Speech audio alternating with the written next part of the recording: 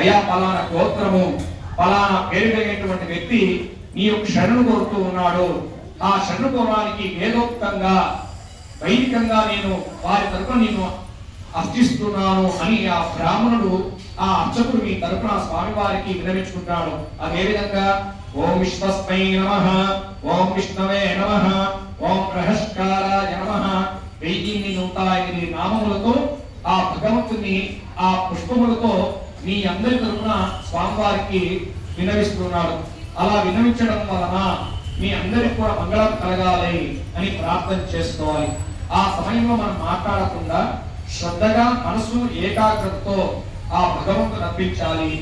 మన యొక్క కూర్చున్నటువంటి ఆ యొక్క ప్రదేశంలో స్వామిని కళ్ళు మూసుకొని ఆ భగవంతునికే మనం అర్పిస్తున్నాం మన మనసుని భావించి ఆ స్వామిని శ్రద్ధగా మనం ప్రార్థించడం వలన ముఖ్యంగా మీ అందరికీ మంగళం కలుగుతుంది.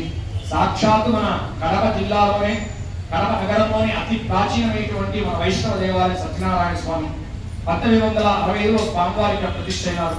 ఆ రోజు నుండి ఈ రోజు వరకు స్వామివారు విశేషమైనటువంటి కైంకర్యాలన్నీ కూడా చేసుకుంటూ ఆ స్వామివారి అనుగ్రహం వలన మనందరికి కూడా మంచి ఫలాలని కూడా కలగజేస్తున్నాడు స్వామి.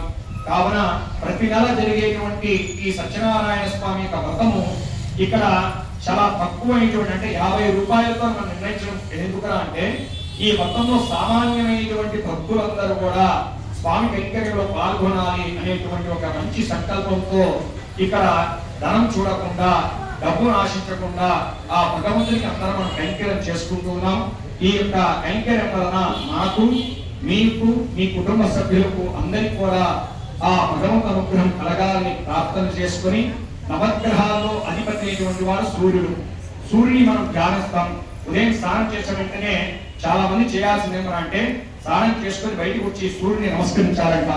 సప్తాసురమారుడం ప్రసంతం కశ్యపాత్మజం శ్వేతపద్మధరం సూర్యం నమామ్యహం అంటే శ్వేతపద్మంతో కూడుకున్నటువంటి ఓ సూర్యనారాయణ, నేను నీకు నమస్కరించడం వలన శరీరంలో ఉండేటువంటి సమస్తమైనటువంటి అనారోగ్య పీడల్ని తొలగాలి, నీ యొక్క అనుగ్రహం నాకు కలగాలి. ఆ సూర్యకాంతి మన శరీరం మీద పడ్డప్పుడు శరీరంలో మనకు మంగళం కలుగుతుందంట. అందుకే సూర్యుని ధ్యానించాలి. చంద్రుడు వచ్చి చిరకారుడు, మన మనస్సును స్థిరంగా ఉంచేవాడు చంద్రుడు. కుజుడు మన యొక్క వివాహం కానిటువంటి మన పిల్లలకు ఆ జాతకృత్యం జరిగేటువంటి దోషాలన్నీ కూడా నివృత్తి కలిగించేవాడు ఆ యొక్క కుజుడు. బుధుడు విష్ణు అధిపతి.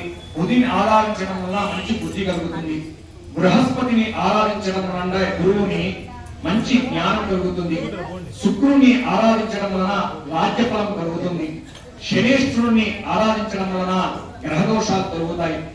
రాహు కేతువును ఆరాధించడం వలన సర్ప సంబంధించిన దోషాలన్నీ కూడా కలుగుతాయి. ఈ యొక్క 9 నవగ్రహాల యొక్క ఫలం ఈ విధంగా ఉంటే ఈ 9 మంది నవగ్రహాలు చేసేటువంటి యొక్క పూజ ఆ సత్యనారాయణ స్వామి వ్రతం వలన మనకు విశేషమైన ఫలం కలుగుతుందని ఆ సూత పౌరాణికుడు చెబుతూ సత్యనారాయణ స్వామి యొక్క వ్రతంలో భాగంగా స్వామివారికి సహస్రనామార్చన ప్రారంభిస్తున్నాం. అందరూ మీ మనసులో ఓం నమో నారాయణాయ అష్టాక్షర మంత్రం చెప్పుకుంటూ స్వామివారి యొక్క కైంకర్యంలో అందరూ పాల్గొనండి. స్వామి సమర్పించే టెంకాయ పూలు పండుని కూడా దేవాలయంపై తీసుకుంటున్నారు. అక్కడ ఇవ్వవలసిందిగా ప్రార్థన. దయచేసి అర్థమైన తర్వాత ఎవరు అర్చనాలు చేయమని అడగవద్దని మనవి చేసుకుంటున్నాము. ఉదయం నుండి మీ తరఫున గోత్రనామాలు చెప్పి స్వామివారికి మనం చేసేటువంటి ఆ పూజ చేసిన తర్వాత పరిశ్రమం అంటే సంపూర్ణమైన తర్వాత మళ్ళా అర్చన చేయడం అనేది అంత శాస్త్ర సమతం కాదు. కాబట్టి అందరూ వ్రతమైన తర్వాత స్వామి దర్శనం చేసుకొని తీర్థ ప్రసాదం స్వీకరించవలసిందిగా ప్రార్థిస్తున్నాం.